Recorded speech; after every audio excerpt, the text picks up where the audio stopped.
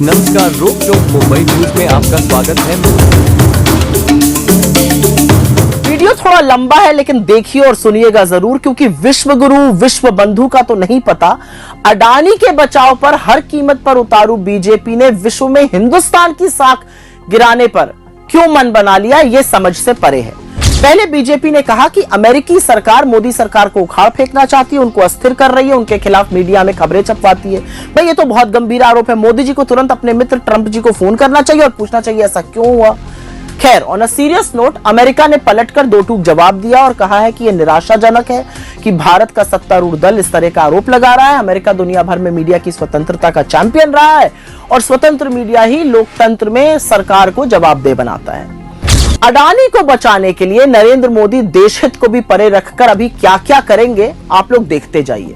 पर मोदी जी जाग जाइए, ये जो घिसे पिटे देश के खिलाफ अंतरराष्ट्रीय साजिश वाले आपके जुमले हैं ना, ये पुराने हो चुके हैं। और इस तरह की बेतुकी बातें तभी बोली जाती हैं जब आदमी फंस जाता है और उसके पास अपने बचाव के लिए कोई तर्क नहीं होता, जैसे आपके पास अडानी के लिए नहीं है।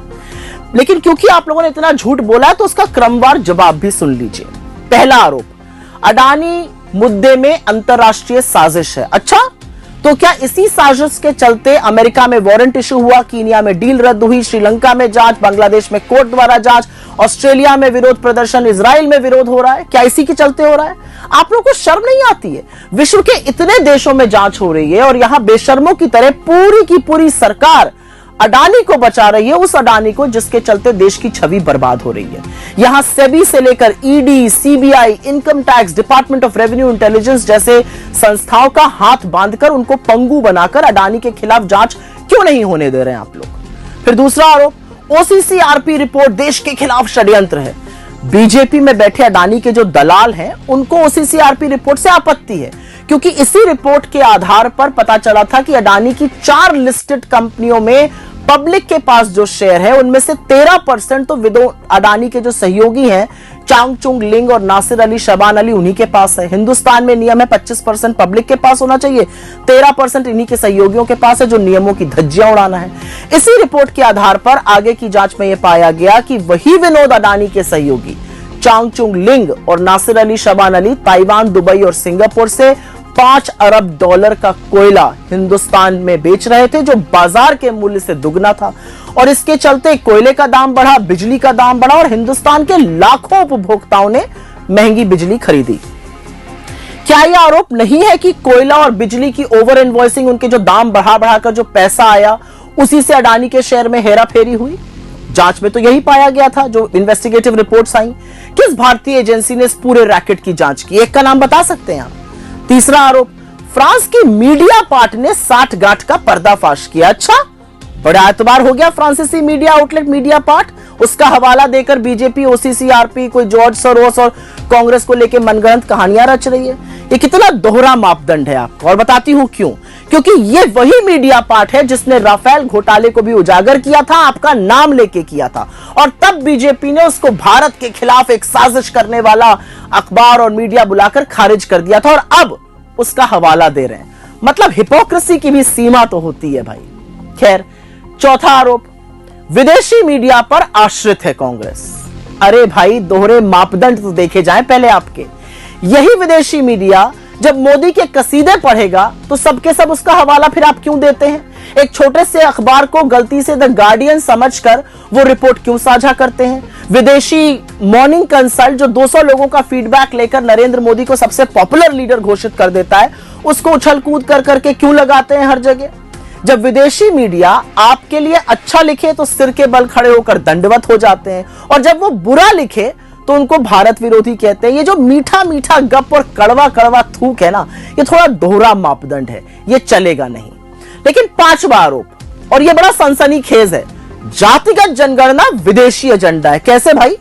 जातिगत जनगणना की मांग पूरे देश से उठ रही है और उसके बावजूद मोदी सरकार किसी भी तरह की जनगणना करने से भाग रही है। यह देश का सबसे ज्वलंत मुद्दा है, समता का मुद्दा है, समानता का मुद्दा है। ये विदेशी मुद्दा कैसे है? इस देश के पिछड़े, दलितों, आदिवासियों और गरीब सामान्य वर्ग के साथ कितना और कब तक धोखा करेंगे आप मोदी जी? सवाल इस बात का है। छठा आरोप, Pegasus, global hunger index, press freedom, human freedom, ये सब विदेशी मुद्दे कास्ट सेंसस की तरह। अच्छा, क्या यह सच नहीं है कि जांच में कई फोनों में पेगासस के अवशेष पाए गए, वो पेगासस जिससे आप अपने ही लोगों की और विपक्षियों की और सीजेआई तक की जांच करा रहे थे, जासूसी कर रहे थे? क्या यह सच नहीं है कि ग्लोबल हंगर इंडेक्स में भारत लगातार गिरता रहा, पाकिस्तान और नेपाल से भी पीछे हो गया है? क्या यह सच नहीं है कि प्रेस फ्रीडम इंडेक्स में भारत की रैंक 159 हो गई है 180 देशों में, 159 आउट ऑफ 180? क्या यह सच नहीं है कि ह्यूमन फ्रीडम में भारत की रैंक एक शर्मनाक 109 में है 165 देशों में, 109 आउट ऑफ 165? किस तरह की बातें करते हैं? 7वां आरोप, कांग्रेस विदेशी रिसर्च रिपोर्ट के सहारे सरकार को घेर रही है। नहीं साहब, हमको उसकी जरूरत नहीं है, किसी विदेशी रिपोर्ट की जरूरत नहीं है, क्योंकि आपको कटघरे में खड़ा करने के लिए आपकी विफलताएं, आपकी निर्दयता, आपका लेखा जोखा ही काफी है। उसके लिए इस देश में व्यापक बेरोजगारी, कमरतोड़ महंगाई, आर्थिक असामान्यता, असुरक्षित महिलाएं, जलता हुआ मणिपुर और अडानी के साथ आपका जो महाघोटाला है ना, वो काफी है आपको कटघरे में खड़ा करने के लिए।